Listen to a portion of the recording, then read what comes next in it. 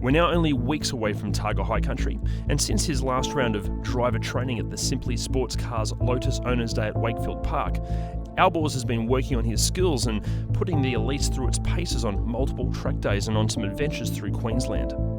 But now we're back at Sydney Motorsport Park with Mark and the guys from Driving Solutions to see if all the practice has paid off. Big improvement from our last day here a couple of months back.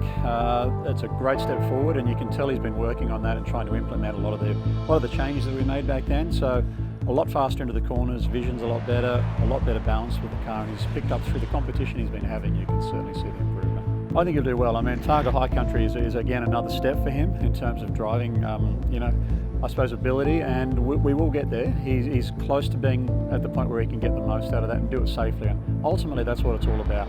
Being able to go to an event like Targa High Country, do it quickly, have a lot of fun, do it safely, bring the car back in one piece, and he's at that point now, which is great.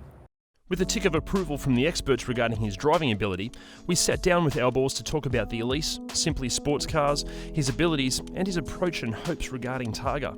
A lot of people would look at that car and go, oh, it doesn't have enough power, just looking at the figures on a piece of paper, but it's not till you get behind the wheel and actually power out of a corner that you've gone in way too hot, you thought, but it still feels perfectly fine as it comes in and goes out, that you go, okay, this car is made to do this. And yeah, the more I drive it, the more I like it. I still find it difficult to get in and out of, but the compromise is definitely worth it. After having driven the Lotus initially, I was starting to go, oh God, did we buy the right car? Like honestly, I thought in my head, oh, maybe we should have bought something else. This is really hard to set up or get in and out of. It seems really technical, but the more I got to know it and the more I got to spend time with the guys at Simply Sports Cars and sort of understanding this whole concept, I actually realized it's the perfect car. Like, it's the perfect car because I can do Targa, and then whilst waiting for the next Targa event, and you can sure as hell bet that I'm gonna do more, I can do track days. And the car you don't have to do anything. I could take half the cage out and just use it as a track car and it'll be fine. Like, there's nothing else I have to change.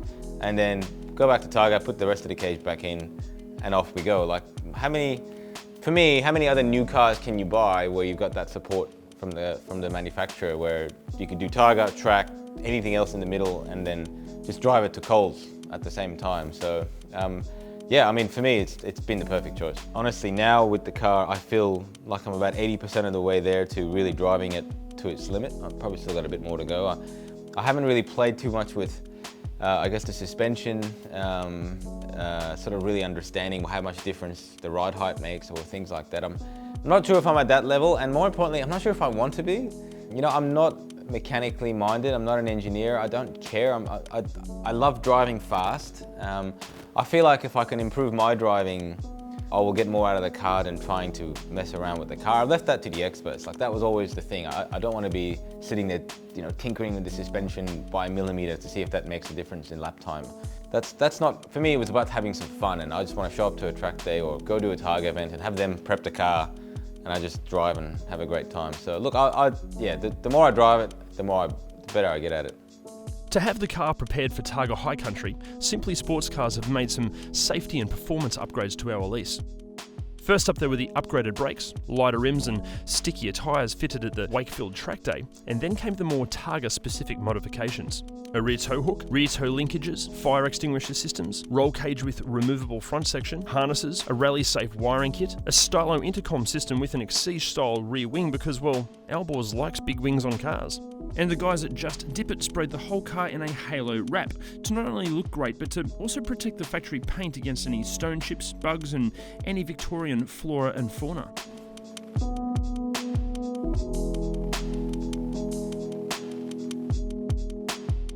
Yeah, look, I've been to a few sort of Lotus Club track days and events like that, and it's been really interesting to see because there's a whole wide variety of people. You've got guys who've sort of saved up and bought a Lotus as their sort of dream car and are doing track days. Then you got guys who've got Lamborghinis and Ferraris and Porsches who use the Lotus as their track car because they know it's best suited. So it's a really interesting variety of people, and it's been really good to meet them because the one thing they all have in common is that they're passionate car people, and Lotus has been the brand for them that offers the best support for what they want to do in terms of motorsport.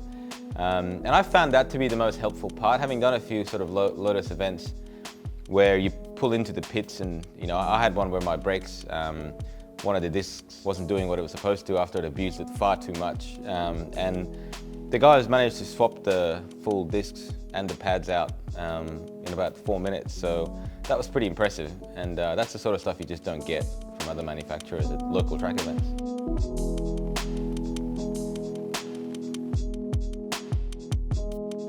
Fitness is going great. I've lost over 20 kilos. So I'm feeling pretty good, about as fit as I've ever been in my life. So yeah, look, I mean, it was a big goal of mine to get fit, you know, mostly for Targa and also for karting. Two things where weights makes a difference, I suppose, particularly in a car that light, but also you tend to drive better when you don't have a bag of 20 kilos around your waist. So that's sort of filled me with a bit of confidence and just a bit of more maneuverability, and you don't get fatigued. Also, I think as part of getting fitter, I obviously now eat better, which also helps because I'm not getting a can of Red Bull for a sugar rush, and then halfway through a track day I just sort of crash because the sugar's gone. Not crash literally, but sugar crash. So I guess changing that eating habit has also been very helpful for my driving. The idea of someone closing the best roads in Australia for you and having everything ready and all the safety gear ready sounds amazing. Like for me, it's surprising that Targa isn't a bigger event. So I'm really looking forward to having that mindset of I can sort of go hard, not have to worry about anything else, just focus on my lines, listen to my nav, and just have a lot of fun. Like, it's supposed to be fun, right? It's motorsport.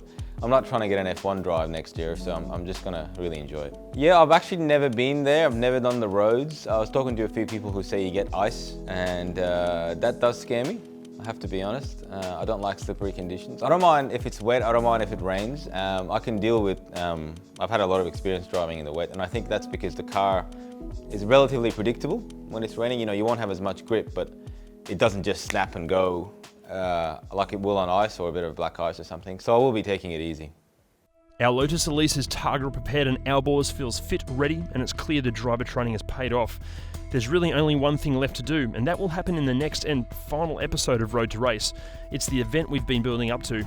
It's Targa High Country. How will the car and driver handle the incredible roads of the Victorian High Country? Will they succeed, or will they even finish the event? All will be revealed in episode 6 of Road to Race.